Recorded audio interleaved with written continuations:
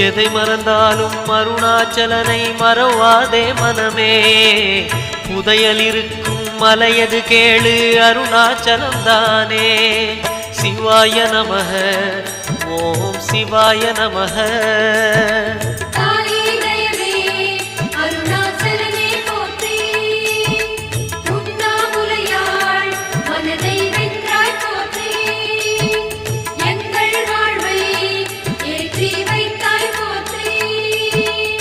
சிவாய நமக ஓம் சிவாய நமக. சிவாய நமக ஓம் சிவாய நமக.